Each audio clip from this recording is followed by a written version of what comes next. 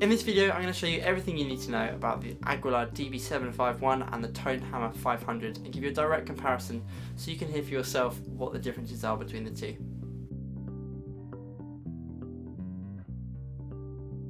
Hey guys, I'm Tyler and you're watching the TJS Bass channel. Today I'm going to give you a direct comparison to one of the questions that I've seen asked on the internet a ton over the past decade, which is what is the difference between the Tonehammer 500 and the DB751. Both of these are Aguilar products, as you can see. They're both really cool looking products. I love the Aguilar stuff. And the reason that I've got both these amps is for 2020 and looking to the next 10 years ahead, I wanted to get a bass rig that did a number of things for me.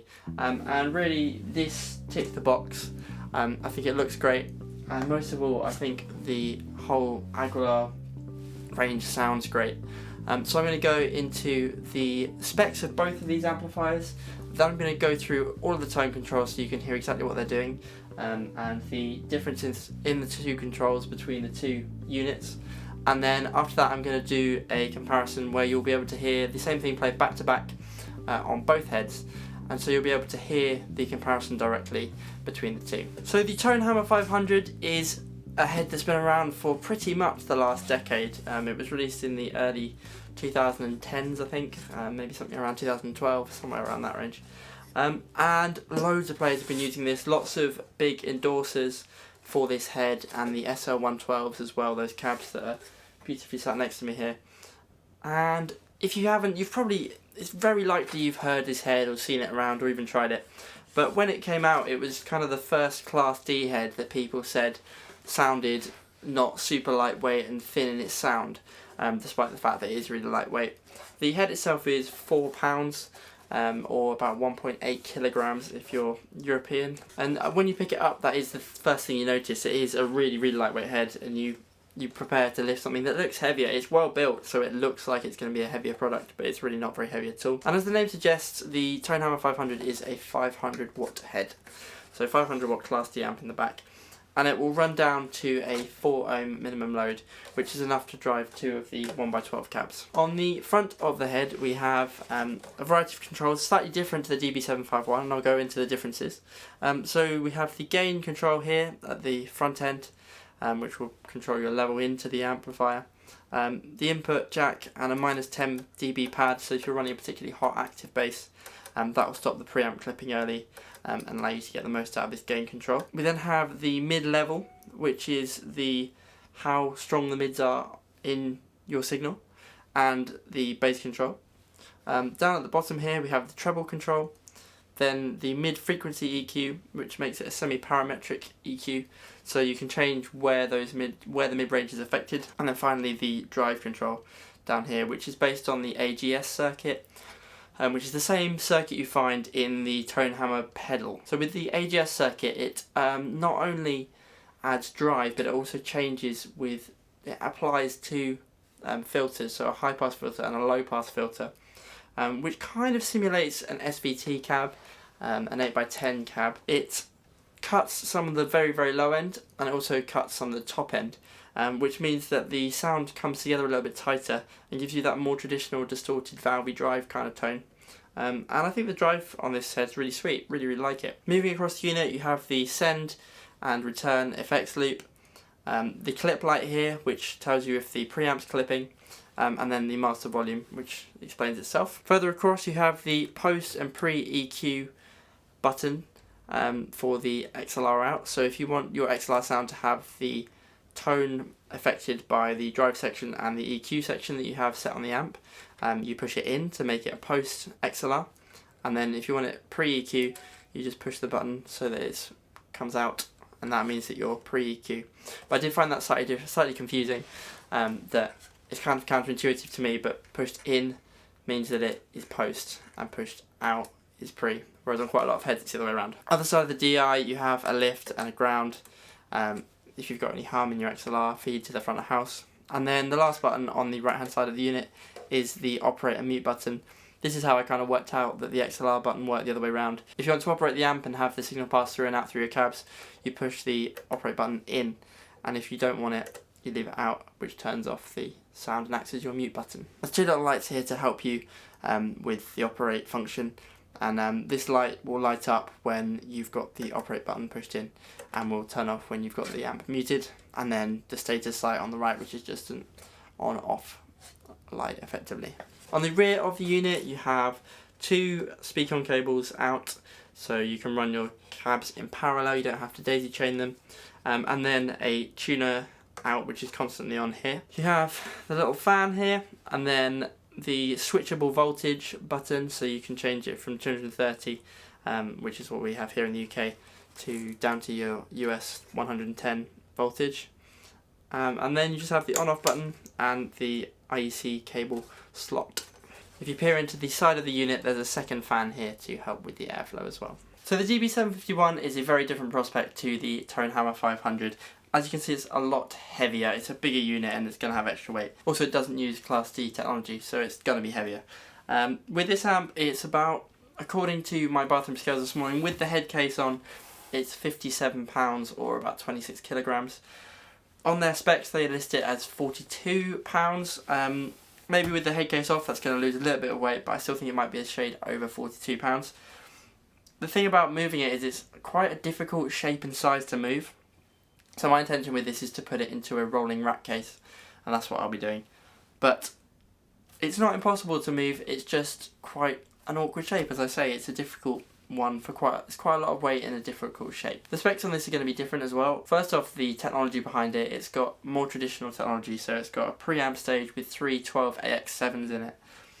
So those are going to be saturating and giving you those nice harmonics.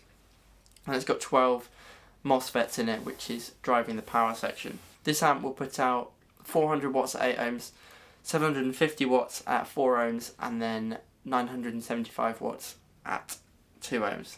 And that will be continuous wattage, because Aguilar always gives their continuous rather than their peak wattage specs. So it's a lot of power. On the front panel here, we have first the input jack, and then a -6 dB pad, again for if you've got an active bass that's particularly hot.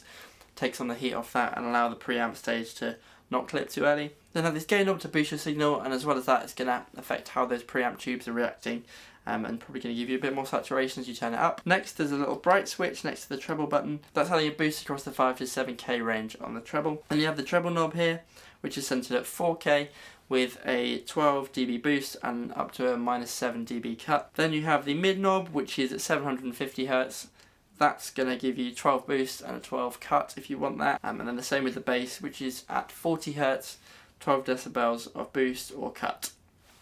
After that, we have a deep button right here, which adds 5 decibels at 30 Hz, so it's really low, and that has a massive effect on the tone. Really brings out a ton of subby bass, and it's pretty glorious, but it's really a lot of a deep low end. And then you have the master volume here. Does what it says. Next to the master volume, you've got a clip light, then a send and return for the effects loop, and then interesting feature with this amp, you have the option to manipulate how that effects loop works. You can run it in parallel or you can run it in series. If you pull the send knob, that gives you a -20 dB on what's coming back out of the head, and if you pull the return knob, that gives you the series parallel operation. So when it's put in, the effects loop is running in parallel, but pull it out and it runs in series. Next you have a Jensen balanced DI, so that's got the same operation as the Tonehammer. Post EQ you push it in, and pre EQ you push the button out. The XLR input here, then a lift and ground knob next door. Then there's a foot switch input, which is for operating the mute, so you can turn the mute button on and off using a foot switch rather than this little button here, which is next to it on the front of the head. And again works exactly the same as the Tonehammer 500. Above that you have the same two status lights as before, and then the large power switch there. The back of this unit shows you how much is required to run such a big amp like this. So you have the 8 amp slow fuse that's built into this amplifier, and the IEC input. Then you have these two big fan holes. The last owner of this amp changed these out for two Noctua fans, which are slightly quieter. As he said, the original Aguilar fans were fairly loud, and I could see that given that the Tonehammer 500 fans are pretty loud too. Finally, on the far side of the unit, you have the speaker outputs, 2 speaker-on jacks with a minimum of 2 ohm load, as I said earlier, and then a tuner output. So that's your always-on tuner output on the back. So that was the specification. Hopefully that's given you a bit of an insight into why these are different from the outset. And now I'm going to run you through the tone controls on each of these amps and show you what each of the knobs does.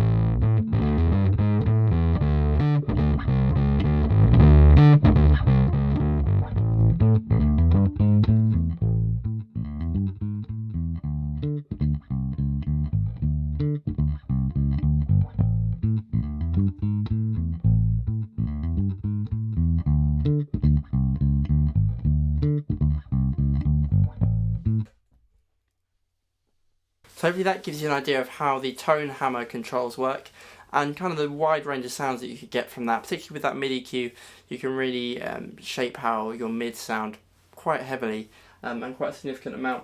The one thing with the Tonehammer is that it's really designed to have the master run on full, and then you adjust how it sounds with the gain. Obviously I'm in my home studio, so there's not really the space or the acoustic treatment sufficient enough to run that on a really high level, but you can see as well how the gain and the drive stage really interact. If you've got the gain down low and the drive stage turned up, it doesn't really make that much of an effect on the drive, more as a little EQ like I said about with the filters earlier. So that's the Tonehammer 500, and now we'll look at the DB751.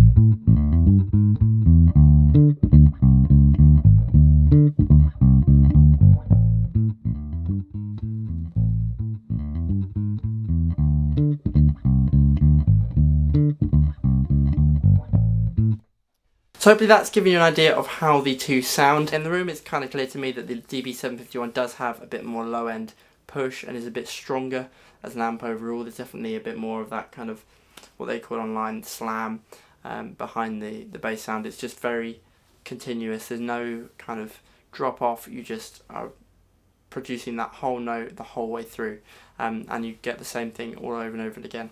Whereas with your Tonehammer, the tone's definitely there. It's just the way it's delivered.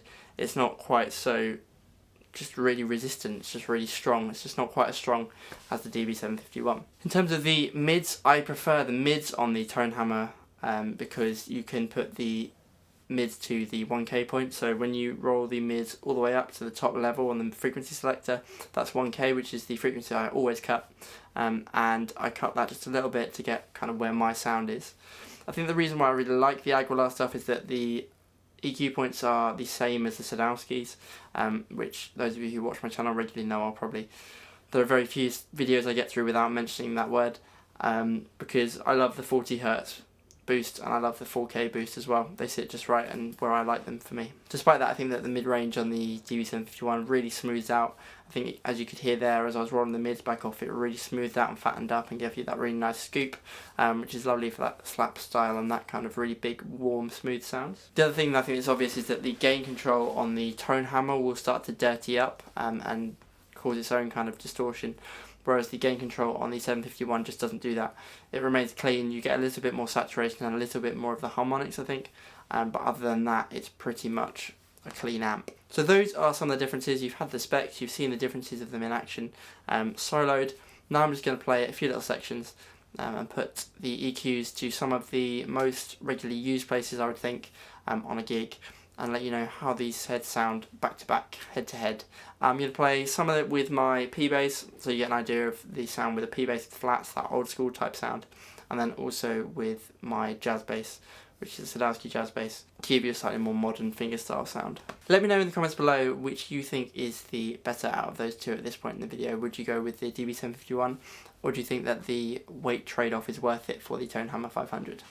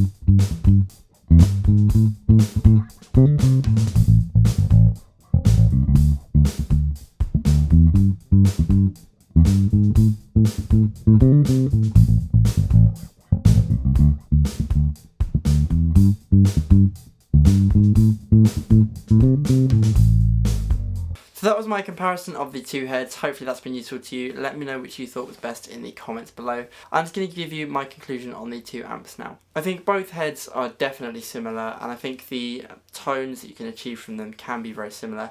I tried to set the Tonehammer so that the mids were about 750, which is where they are on the DB751. So that you had a really quite direct comparison in terms of where the mids were cut, as I think that's quite a lot of the quality of the amplifier, and it really sets the tone, so to speak. Something I considered while I was halfway through the recording of the clips for comparison is that the DB751 has those bright and deep switches, whereas the Tonehammer 500 doesn't. And I think the fact that it has the deep switch in particular is not only a testament to the fact that the DB751 can achieve those lows. I think it's more of the fact that the DB751 can achieve those lows and keep producing them and not really have any problems with power. It's just got so much power behind it, so much strength in the tone, that I think having that deep switch doesn't really sacrifice it, whereas I feel if they had added the deep switch to the Tonehammer 500, it just simply wouldn't have been able to cope with the power output, that continuous power needed, in the way that Class C technology works. I just don't think it can deliver that constant strength. That's not to say that it doesn't deliver a great sound, but I think being sat in the room with the two and putting them head to head, I've never actually put them head to head, I've always used them independently, but using them together, it was quite clear to me that the DB751 is the stronger head. It does produce a lovely tone, a really warm tone. But I also think that the DB751 does kind of suffer when it's at too low a volume. Where I had it in here was just kind of the perfect volume that it started to really open up and give some quality of tone. Whereas I feel like if you run it too low on volume, it doesn't really have any benefit over the Tonehammer 500. In many ways, I actually prefer the Tonehammer 500 in low volume and for practice. If I'm going to be playing one live in a big rock situation, or I play a lot of modern country stuff, that's pretty much my primary genre. With that stuff, the DB751 and two cabs is no doubt going to be my choice, because it's going to cut through, it's going to really push all night, and it's going to be really strong and supportive. But at the same time, I've used the Tonehammer on a number of gigs, and it's been absolutely perfect. It does the job. It's always really authoritative, really clear and precise with the projection of the note, and it really gave me a lot of confidence playing with this rather than the other amps I've been using before. The Aguilar stuff really is the sound that I've been looking for a lot of years. It has a really nice creaminess in the low mids. It never is too square and boxy sounding. It's just a lovely amount of support. It really allows you to tie the guitar and the kick drum together and really fill that gap, which is where I hear the bass guitar sitting. Yeah, it's absolutely perfect for me. I want to say that I really do love these 1x12 cabs, and I think that the DB751 makes these cabs even better. They are very lightweight for what they are. They're just over 11 kilograms. I was using barefaced stuff before. I've used their Super Midget, and for some reason, despite this being a little bit heavier, it definitely feels lighter. I think the way it carries is much easier. You can really have it down by your side. It doesn't really get in the way due to the shape of the cab. And I really like the way it produces low end, and really it punches it out really nicely to me, rather than forcing you to drive the speaker too hard. I think the perfect design would be one that incorporated elements of both. I think if I could have the drive section from the Tonehammer as well as the parametric mids from the Tonehammer in the 751, I'd be really happy. But as I say, the Tonehammer is a great head. It really is useful for those small gigs, for turning up if you're playing in town all day, or you've got lots of gigs to get to and you don't have access to a car, or you've got to use public transport all day. I mean, you're not going to be upset with the Tonehammer at all. I think the only reason that I'm now sat here thinking that the DB751 is better is the fact that I've got them both together. But if I was using one in isolation, I don't think I'd ever be unhappy with either. I think in most real world situations, if you're not a professional and you're not playing massive gigs, I think you're going to be very, very happy with the Tonehammer series. I don't think it is really any sacrifice in tone quality. I think it's more about the delivery and the way in which it's delivered. There's something very, very fun about the DB751, but when I got the Tonehammer and these cabs together, I was absolutely delighted with the tone. And it was like I'd found what I was looking for, which is what led me to pick up the 751 as well, because I just wanted to have my amp sound set finally. It's been years that I've been looking for the right sound, and I think this is really it now. I think it's a combination of the cabs as well, but that sound altogether is really just just me, it's what I've been looking for. So overall, if you're looking for a head that's very versatile and you can always have with you, I would definitely choose the Tonehammer 500. But if you're looking for that Rolls Royce amp that's going to be with you on all your big gigs and that you can easily get to gigs if you've got the transport, the DB751 is an absolutely stunning head. It's not going to be the most versatile. It kind of does one thing and the EQ mildly changes that.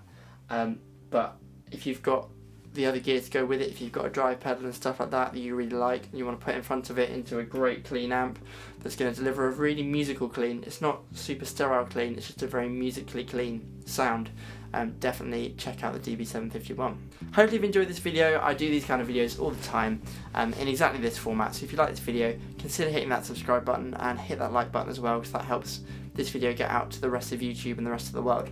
I'm quickly closing in on 1,000 subscribers, so it would be amazing to get there as soon as possible and just to allow the channel to keep growing in this way. It's really great.